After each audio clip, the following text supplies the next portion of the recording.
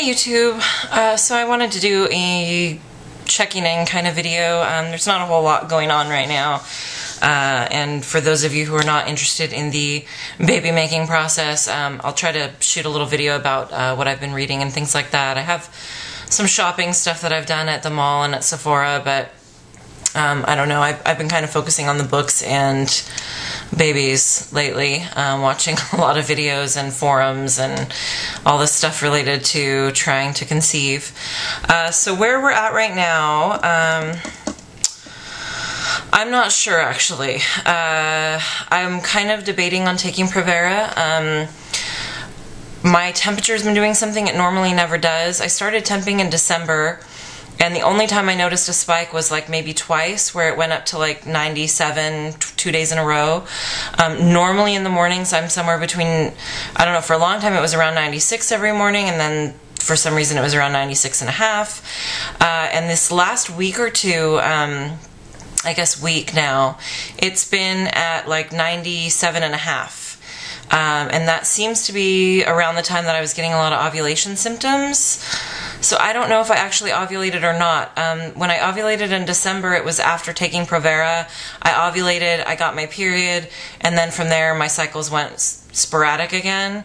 So it seems like my body responds to the Provera with one normal cycle and a period, and then the next cycle will just go on and on for days.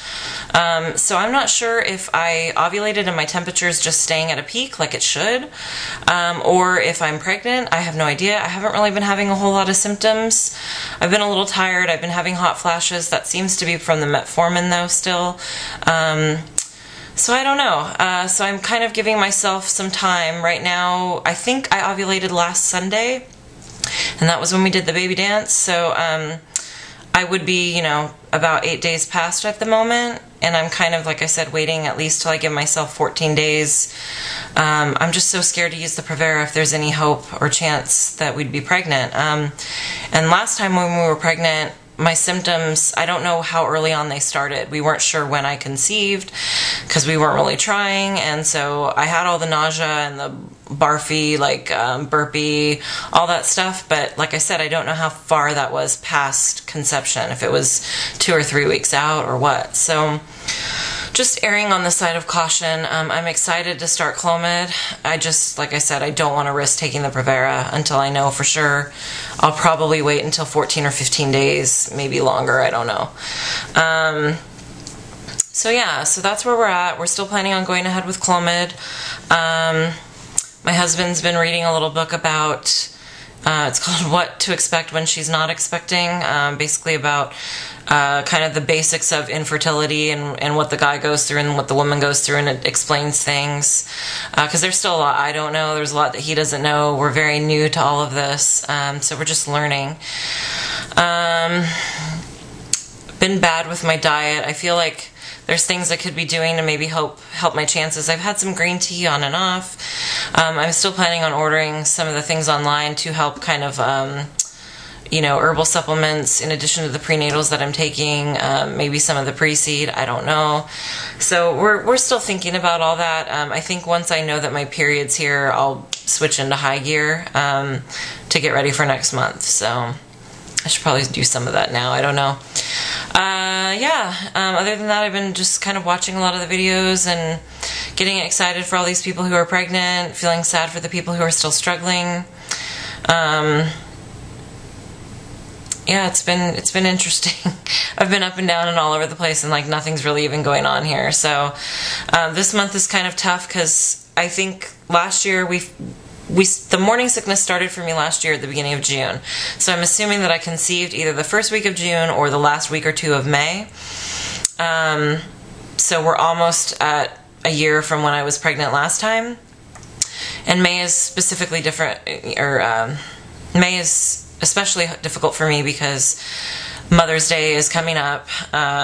This will be the second Mother's Day, although the last Mother's Day wasn't that great. It was not a day to remember or anything.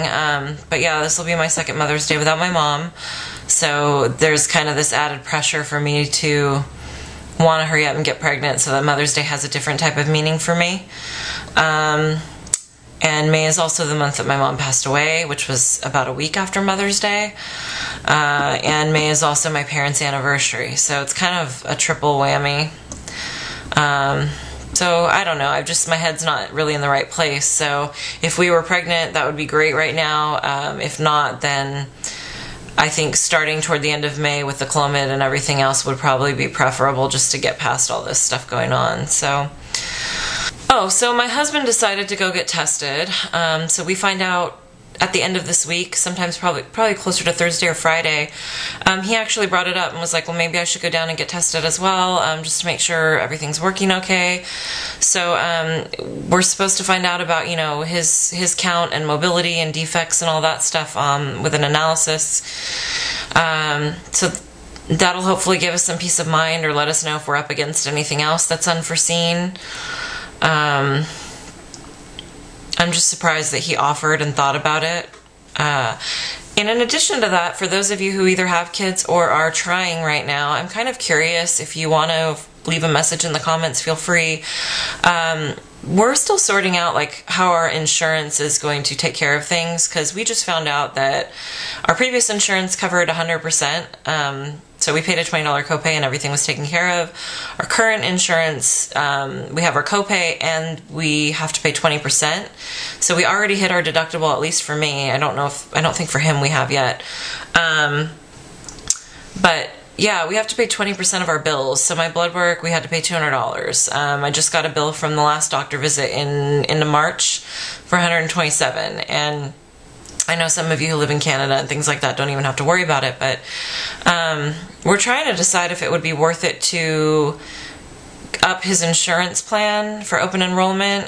But I think the next plan up, they pay 100%, but there's a $1,000 deductible, and I'm trying to figure out, I know our insurance said that your 20% payments, after you meet your deductible, you pay 20% up to $1,000. So it's basically $1,000 plus the $200 or $300 deductible.